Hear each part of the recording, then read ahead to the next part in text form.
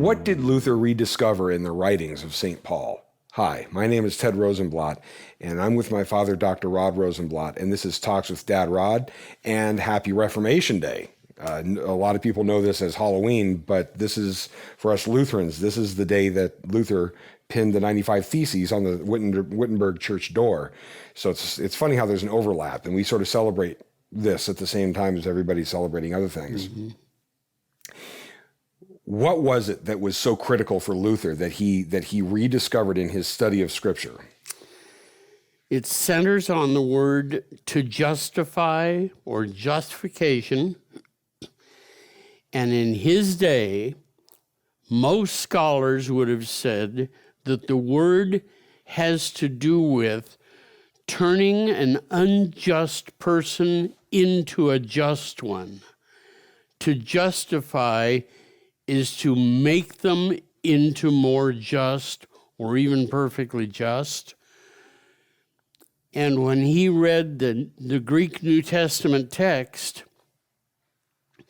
what he read was, and what Melanchthon helped him discover later on, was that the word has to do only with being declared as if just. In other words, the emphasis is not on an interchange within us. Now. A moral change or a renovation or whatever you want to call it. It's not that. The Reformation has to do with him discovering that all righteousness that's saving is declared unto us by the gracious God because of Christ and his dying for us. We're declared as if righteous. Rome went crazy. And of course it went crazy because what they had been presenting for I don't know how long was that God is going to help you to become just enough to be allowed in to heaven. He's going to help you with grace. And what did this mean for Luther himself? This was a personal, major issue for him. Yeah, he had become a monk in one of the most rigorous of the monastic orders, the Augustinians. He would wear out several confessors a day because the counsel he was given was, you'll be forgiven for every sin that you confess. Woof. So he tried to obey it and confess every sin. And he discovered that he's a fountain of sin. Yep. It's a never-ending, constant fount. It just flows out of our hearts and our mouths and our minds. Yep. So this was not theoretical. With Calvin, you read Calvin, and it really is the work of an academic. Good work. But it doesn't have that background of dirty fingernails and crawling around on the floor. Yeah, and desperate. In Luther, you got desperate for forgiveness of sin, and the church's message was part of the problem more than it was part of the answer. And he discovers the gospel, Christ dying for sinners, and his last words before dying, it is finished. Boy, do we struggle with that one. Yep. The work of redemption was done by somebody else, and you don't get to participate. Not faith, not a Christian life, not anything. The price of your getting into heaven was paid by Christ, and the only price to be paid for it is free, no cost.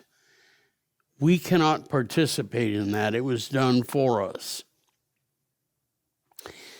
Now, we will try to figure out one of 93 different ways that we can be a part of it. We're not. We're recipients. Or if somebody asks a question, don't I play some part in my conversion? And the answer is yes, you bring the sin. The Father brings his saving Son, and you participate by bringing your sin. There was a meme that went out recently. You wouldn't know this, Dad. I didn't have a chance to show it to you yet, but somebody had made a meme. It was great. I saw it posted by several people on social media where somebody had retooled. They always do. It's always a retooling of something, right? And they had retooled an episode with two different clips, two different images from a show, Scooby-Doo cartoon.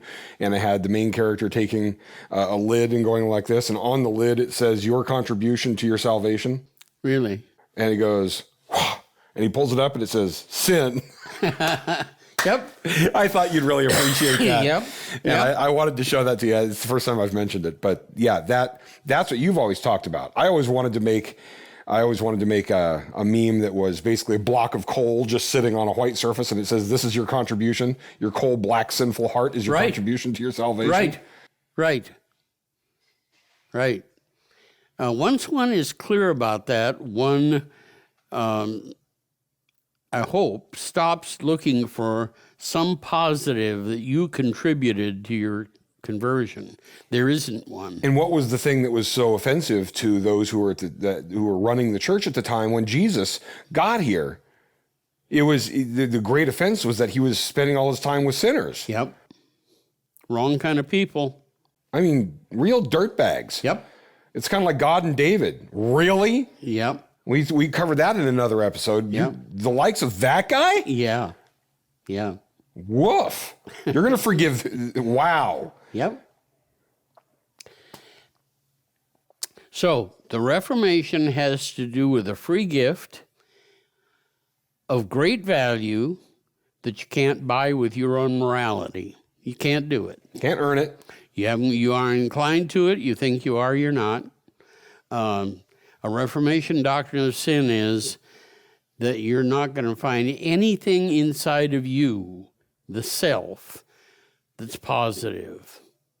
Then once you realize that and come to Christ, who is your salvation, maybe a little bit you'll, by his goodness, become of some more worth than you are in Adam. For those primarily around you, that's really... Yeah. It's Yeah. Your neighbor needs you in that way. Yep. That is helpful, because then, God has already sealed up the eternity for us, so we can then just look to our neighbors and go, "What can I do to help you?" Yep. The Reformation is about Christ, and particularly in his dying and his rising from the dead for you. That's what it's about. Happy Reformation Day. Come back to 1517.org for more, and we will see you on the social media. Talk to you soon. Thank you for joining us on Talks with Dad Rod, part of the 1517 Podcast Network. This podcast and all 1517's content is made possible through financial support by listeners just like you. Please visit 1517.org for more, and please consider clicking on the donate button and making a recurring or one-time contribution to help us share this good news in a world which so desperately needs it.